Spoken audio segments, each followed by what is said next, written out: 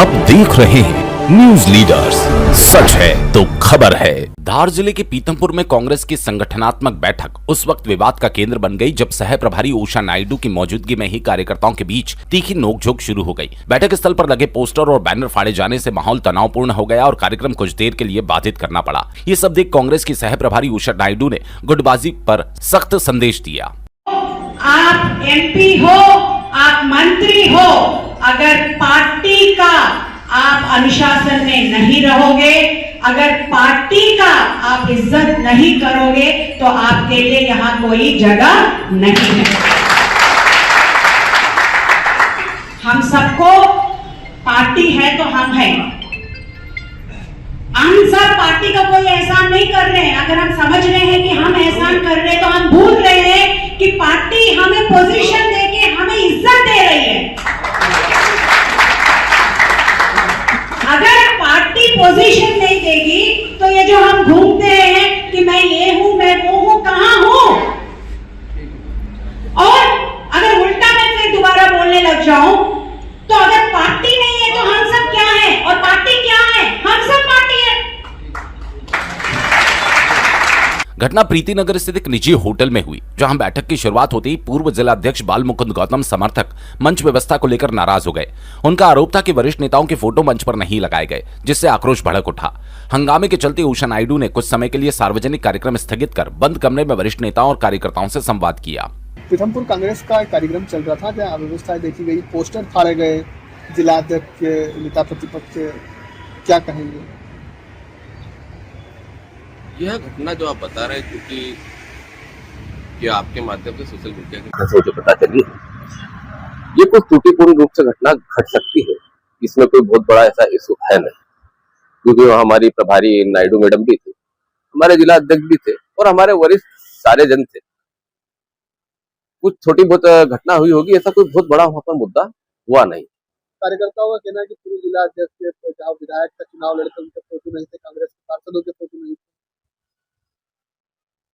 ये चूंकि वो लोकल स्तर का कार्यक्रम था, प्रभारी महोदय आ रहे थे, पीथमपुर में कार्यक्रम करके उन्हें डिट्ठान करना था और डिट्ठान से धार करना था। मतदाता पूर्वाग्रह परीक्षण के विषय में उनका बीएलओ और इनसे मीटिंग का कार्यक्रम था। इसमें सभी लोगों को बुलाया जाना नहीं था। उनका सीमित एक उनका फिक्स था कि भाई जो बीएलए बने हुए, हमारे बूथ लेवल के जो बीएलए बने हुए, उनको उसमें बुलाया जाना है, क्योंकि हमारे पूर्व विधायक जी पूर्व जिला अध्यक्ष भी रहे, उनका हम सभी जन पार्टी जन सम्मान करते हैं। उस त्रुटिवश कुछ घटना अगर घट गई होगी तो उसे आगे ध्यान रखा जाएगा और उसे सुधारा जाएगा। बीजेपी की तरफ से प्रतिक्रिया, उन्होंने कहा कि कांग्रेस झूठा हुआ जहाज है और यहाँ पे ऐसी घटनाएं आम बात। देखिए, बीजेपी अगर इस तरह की बातें करती है और उनके जिम्मेदार पदाधिकारी अगर इस तरह की बातें करते हैं तो उनको इस बात का ध्यान रखना चाहिए कि बीजेपी आज से 30 साल पहले वाली बीजेपी नहीं रही। बीजेपी वर्तमान वाली बीजेपी हमारी देश की सेना को बोलने में भी नहीं चूक रही है। उनके मंत्री जो देश पे लड़ने जा रहा है, अपनी जान निछावर कर रहा है, अपने देश की सुरक्षा के लिए लड़ रही हैं, उन पे बोलने में नहीं चूके।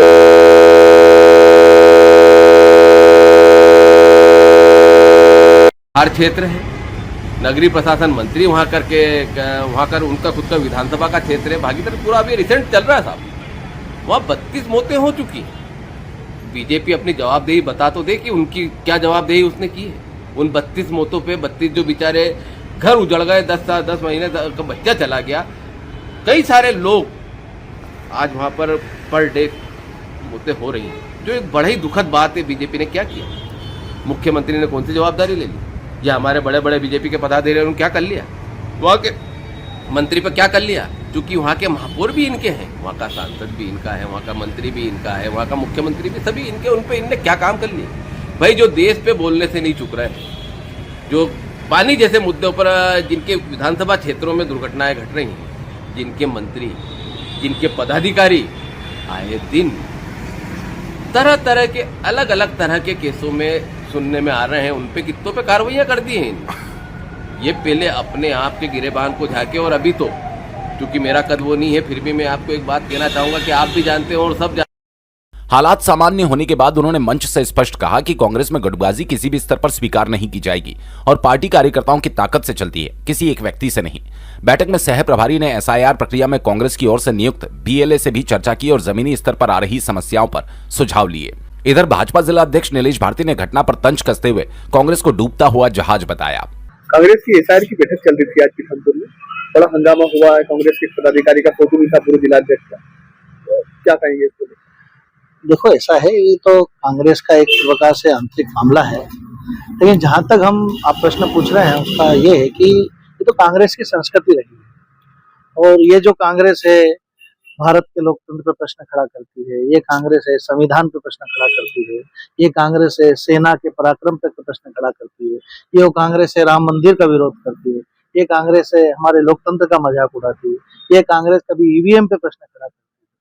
तो डूबता हुआ जहाज है कांग्रेस। तो जैसे कैसे जहाज डूबता है और लोग कूद कूद के भागते हैं, ऐसे ही कांग्रेस में भी ये परिस्थिति बन रही है और जूते में दाल बट रही है। कुल मिला के इस प्रकार की स्थिति बन रही है। तो कांग्रेस का जैसे रहता है ना, कोई दीपक जलता है और बुझने की पहले फड़फड़ाता है, तो ये फड़फड़ाहट चल रही है। कांग्रेस मुक्त भारत का जो अभियान है उसके संकेत है ये। वहीं कांग्रेस जिला प्रवक्ता अजय सिंह ठाकुर ने इसे पार्टी का अंदरूनी मामला बताते हुए जांच की बात कही और भाजपा को आत्ममंथन की सलाह दी। धार से जफर अली की रिपोर्ट।